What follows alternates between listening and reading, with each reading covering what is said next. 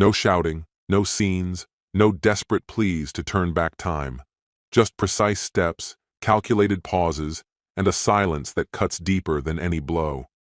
She wanted freedom, and she got it, but wrapped in something she never expected. While some play at honesty, others craft a plan down to the last comma. While one searches for themselves in someone else's arms, another turns pain into strategy and cold precision. He didn't argue, didn't fight at all. He simply vanished, leaving behind a trail of facts, records, and consequences louder than any goodbye. And when the truth surfaces not in fragments, but as a full dossier of evidence, one thing becomes clear. Revenge isn't a flare-up. It's a process. Calculated, quiet, emotionless, and it ends in a way there's no coming back from. When everything crumbles, only one question remains. Who really started it all? Hello, my friend. I'm so glad you stopped by my channel. If you're here for the first time, don't forget to subscribe and share this video with your friends or family. It really helps my channel a lot. Please tell me in which city or country you watched this video. I value every one of your comments. So, let's get started. The storm hadn't broken yet, but the sky over Southridge pulsed with the threat of violence.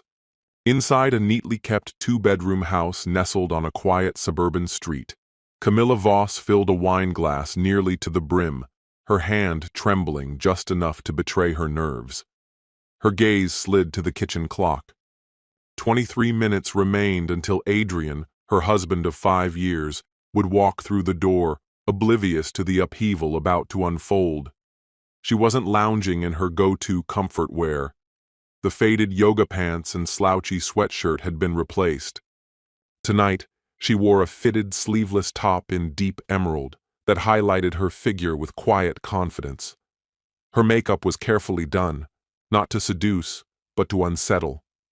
This evening wasn't about allure, it was about disruption. She was ready to shatter the stillness with something she had rehearsed over and over. For months, Maya had been her voice of provocation. Bold and unfiltered, her friend's advice had echoed like a war drum. Camilla, you've forgotten how it feels to be wanted. Marriage is only a cage if you let it become one. I've been there. Sometimes it takes an outside spark to light you back up. At first, Camilla dismissed the idea with a laugh, but the notion had rooted itself deep, taking hold during those long evenings when Adrian came home spent, dropping onto the couch without so much as a look her way.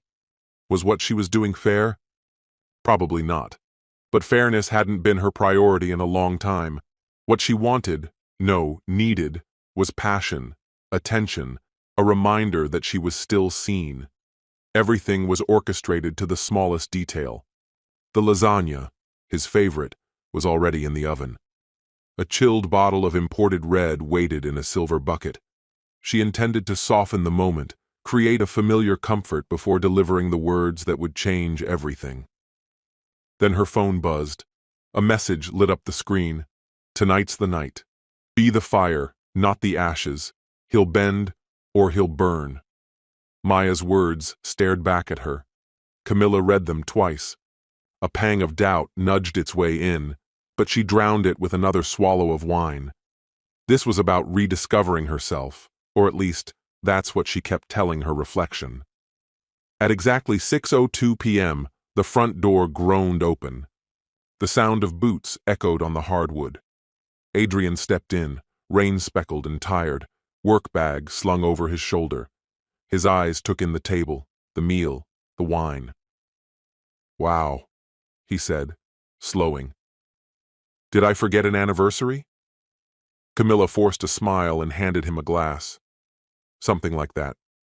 He accepted it, watching her with growing unease. Everything okay? I will be, she said softly, motioning for him to sit. They ate in near silence. The food was perfect. The silence was not. A thick tension settled between them. When Camilla finally set her fork down, the air felt heavy with unspoken things. Adrian, there's something I need to say. He tensed instantly. What is it? She took a measured breath. I need more. Not necessarily from you, but from life. From myself. He blinked, unsure. What do you mean? I feel like I've faded into the background. Not unloved, just unseen. Like I've become invisible. She hesitated, then added, Maya. His expression twisted. Maya? Camilla. She treats Tinder like therapy. She reminded me how short life really is, Camilla pressed on, ignoring the jab. And I've made up my mind. I need a little time. A couple of months, maybe. I want to try something new. Adrian's eyes narrowed. He leaned back, his voice now quieter.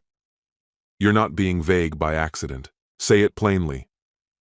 The words stuck in her throat, but she forced them out. I want to see other people. He froze, mid-sip. His wine glass hung suspended.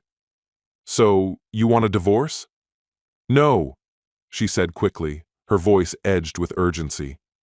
I still want us, just in an open way. For now.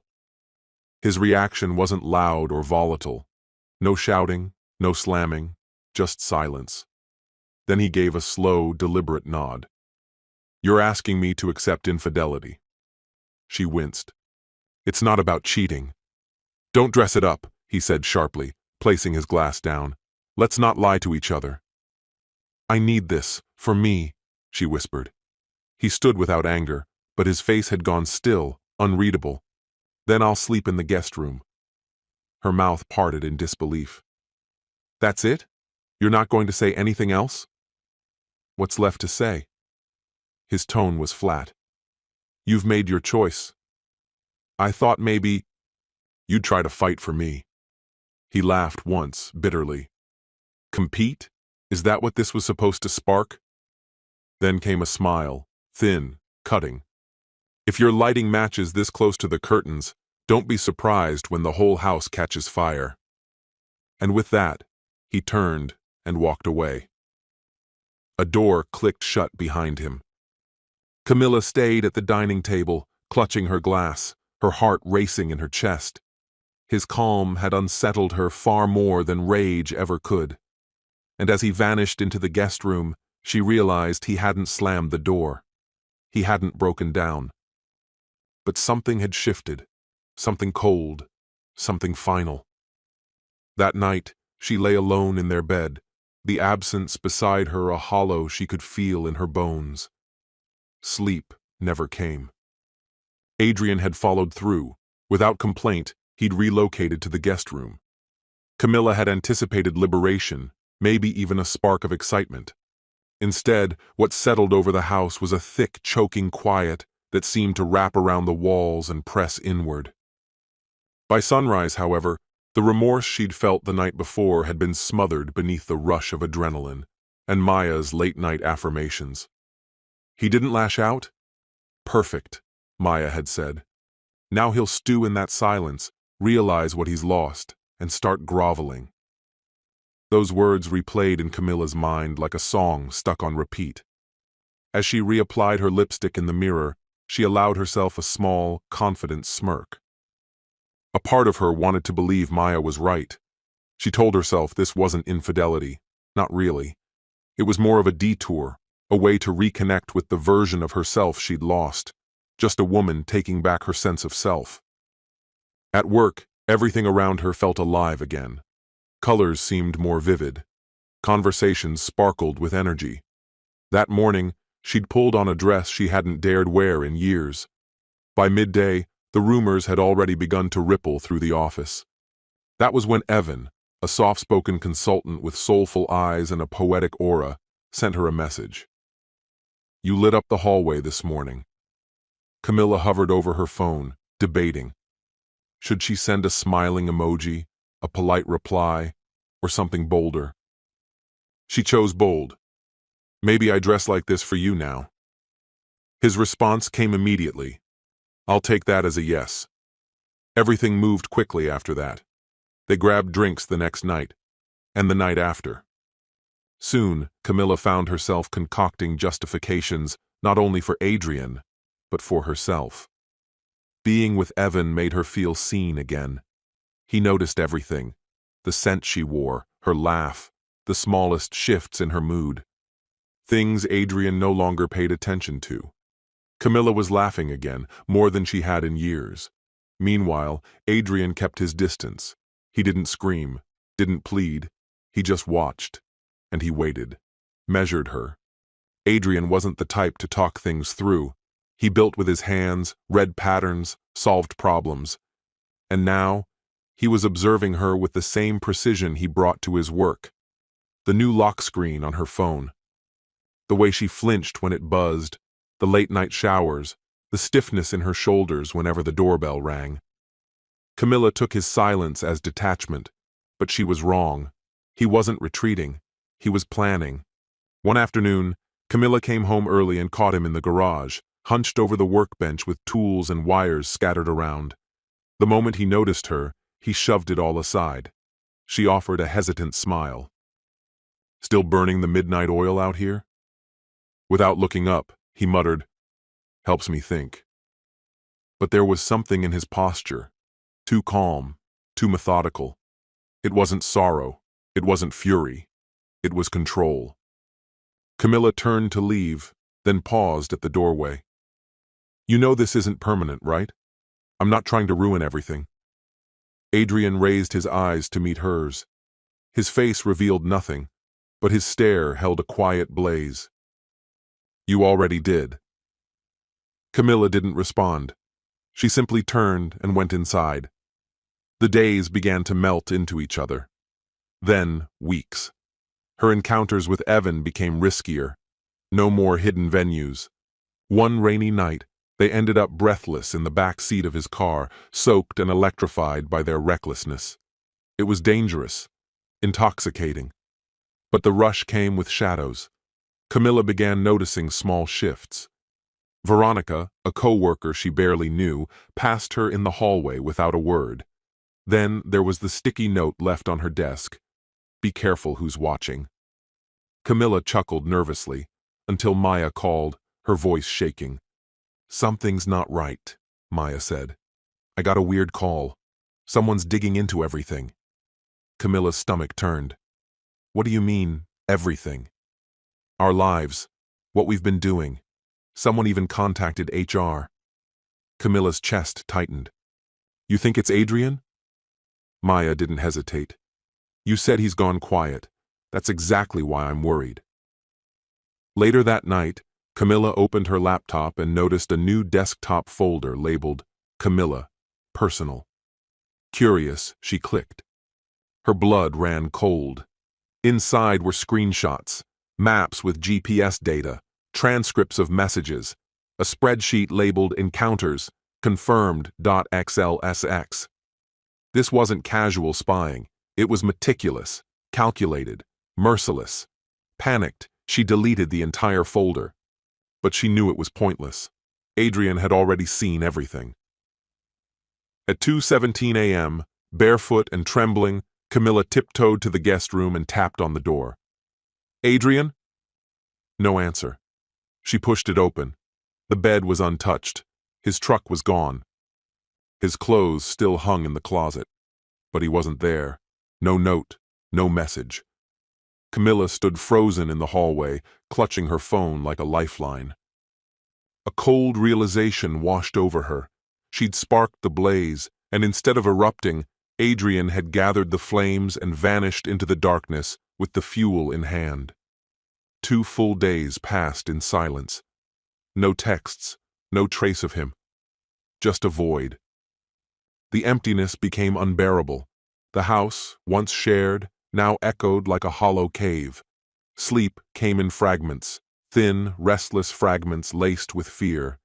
She kept telling herself he'd return, that he always had. But deep down, she knew. This time was different. He had always found solace in order. Routine was his anchor. But now, something was undeniably different. On the 3rd morning, an envelope appeared at their doorstep. No stamp, no return address. She tore it open on the kitchen counter, her hands trembling. Inside was a flawless white sheet with a typed note. "Camilla, I won't stand in your way. Just remember, Freedom isn't free. Stay alert. Just, hey. She read it again, then once more. What was it suggesting? She called Maya. No answer. Tried Evan. Nothing. Her fingers trembling, Camilla checked her phone for any missed messages. Social media, texts, voicemails, silence. Then her phone rang. An unknown number. She hesitated, then picked up. Mrs. Voss? A deep voice asked. Yes. This is Officer Trent with the Southridge Police Department. There's been a report concerning your vehicle. It was discovered submerged in Hillside Creek, several miles from town. We believe it was dumped intentionally. Her throat tightened. My car? That's not possible. It's in the garage. No, ma'am. The vehicle in your garage is your husband's truck. Camilla froze. Is he okay? She asked, her voice barely audible. He's not classified as missing. In fact, we spoke to him yesterday. He instructed us to inform you that all assets in your name and those connected to your joint estate are being reassigned. He's also filed a restraining order. You'll receive official notification from the court soon. Her legs buckled beneath her. Wait, what order? On what grounds? I'm unable to provide more information, ma'am. You'll need to speak with legal counsel. By mid-afternoon, her world had exploded online. Her name, her face, made public. It started with a file discreetly uploaded to the company's Slack channel, intended only for IT's internal inspection. Someone had forwarded it. No one claimed responsibility. It was short, a grainy video, dim lighting, whispered voices. Camilla's laugh, a man responding, the name Evan mentioned, her bedroom, their bed. The video didn't reveal much visually, but it didn't have to. Her voice, her laugh. The betrayal was unmistakable, and beneath it, a cold caption. Some vows collapse under their own weight, others drag people down with them. When Camilla finally reached Maya, she knew the damage had already begun. They met that night in the shadowy lot behind a rundown liquor store. Maya looked pale, her usual spark gone. This is calculated, Maya said quietly. Adrian isn't just reacting. He's taking everything apart. What are you talking about? Camilla asked. He's hired people, maybe a whole team. My landlord got an anonymous message, videos, me and Landon, me and Derek, footage I didn't even know existed. Camilla's voice quivered. I found hidden folders on my laptop. He's been spying, dripping the evidence out piece by piece. I just got placed on leave. HR says they've launched a formal ethics investigation. Camilla stared into the darkness. You told me none of this would blow back on us. I said it'd be thrilling. You assumed that meant it was safe. That's not true. You said men move on. That self-assurance was sexy. Maya gave a dry, bitter chuckle. I was wrong. Adrian's not like most guys. He's methodical, cold. The next morning, Camilla was called into the boardroom. 4 people waited for her, someone from HR, a legal advisor, a woman she didn't recognize, and a man who appeared to be from corporate security. They offered her coffee. She declined. A thick binder was pushed toward her. Page after page, screenshots, timestamps, internal footage, chat logs with Evan, messages exchanged with Maya, calendar entries matched against equipment access logs. This evidence points to serious misconduct, including misuse of company property and possible ethical breaches, the HR rep said flatly. Camilla barely managed to whisper, "Where did all of this come from?" The room was silent, until the security officer finally spoke. We also received audio files from an outside source. Adrian, she choked. No one replied.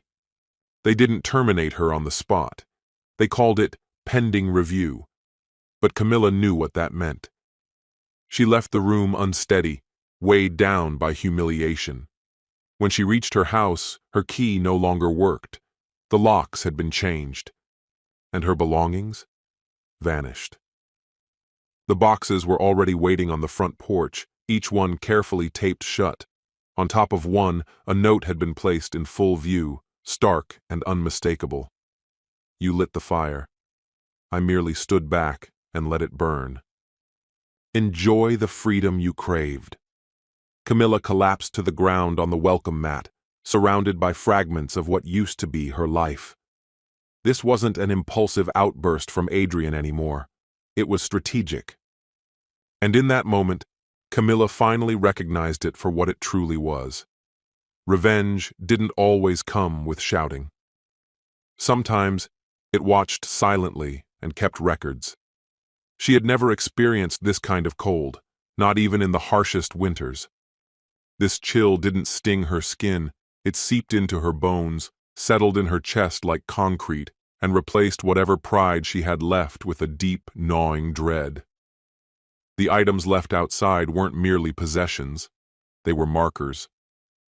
Proof of the world she'd built, and of how meticulously Adrian had taken it apart. She dragged the boxes to Maya's apartment. Once inside, Camilla wandered the space aimlessly while Maya sat quietly. Eventually, Camilla broke the silence. "Have you heard from Evan?" Maya didn't meet her eyes. "His wife kicked him out." Camilla froze mid-step. "He was married?"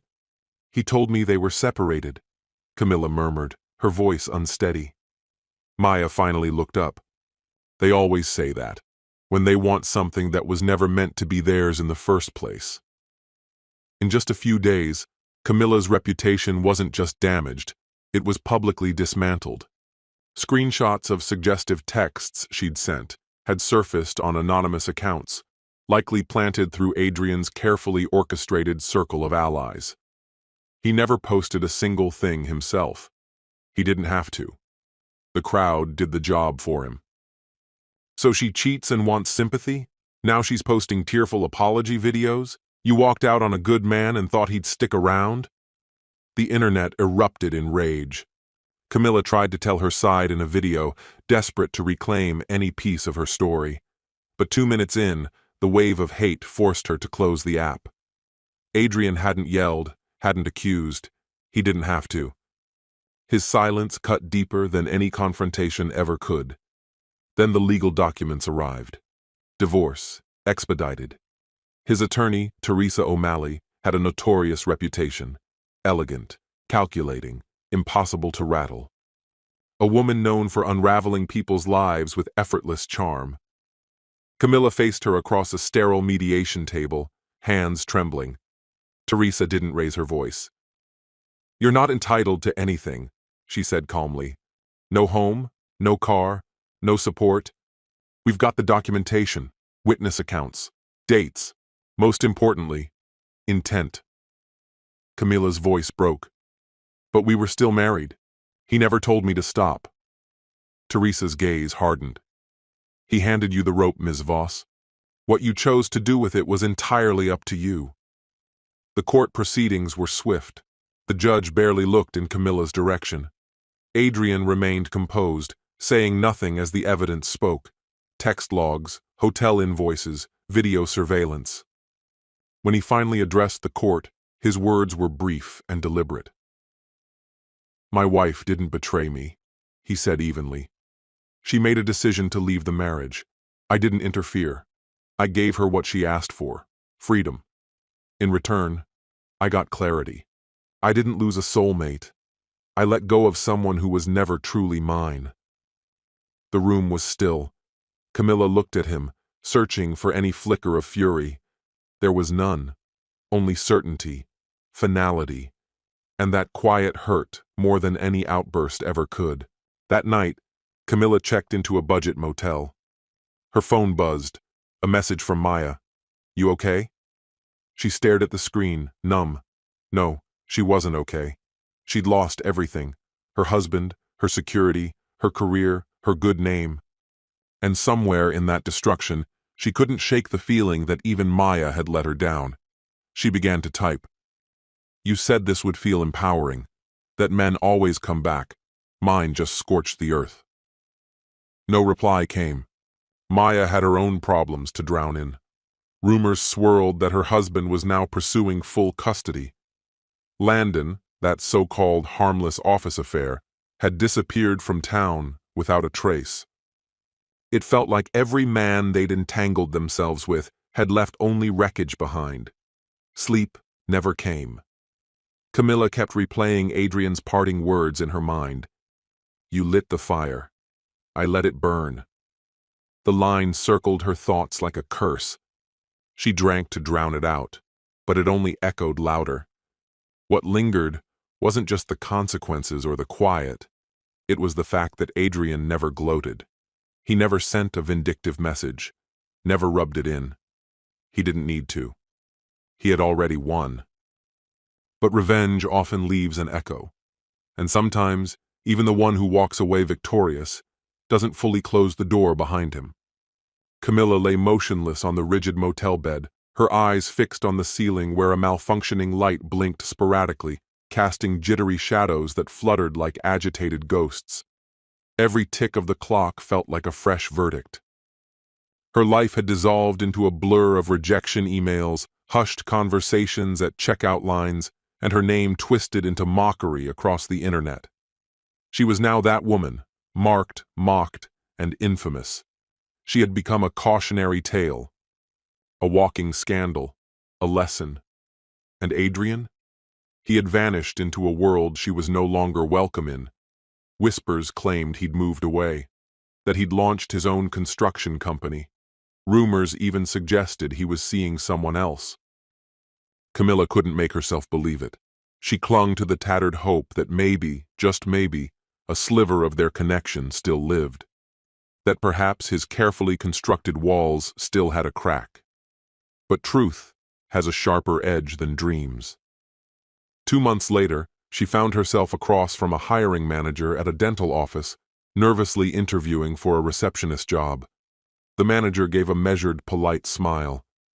"Let me be direct, Camilla," she said gently. "We did look into your background." Camilla felt the breath go out of her. She'd known this was coming.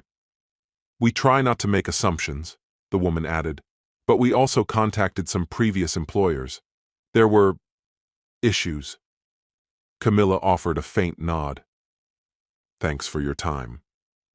With her bank account nearly empty and her mind on the brink, she wandered aimlessly through the neighborhood where she and Adrian had once shared a life. The house was no longer theirs.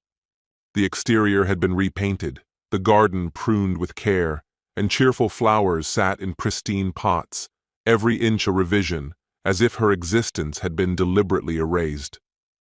But Camilla hadn't returned for nostalgia. She came looking for something Adrian had never granted her. Closure. He hadn't yelled. He hadn't accused or begged. There were no late-night texts or desperate voicemails. He'd simply shut the door, and that cold, surgical silence haunted her more than any violent goodbye ever could. One rainy night, Camilla wandered into a packed bookstore where a guest speaker was delivering a talk on reclaiming life after collapse. She slipped into the last row, drenched and invisible. The speaker didn't coddle. His words weren't comforting. They were raw, and they hit home. You can lose everything and still rebuild. But if you refuse to own your part in the wreckage, you'll keep burning every bridge you cross. Accountability isn't punishment. It's progress. Camilla exhaled, sharp and unsteady, as if something deep inside her had just cracked.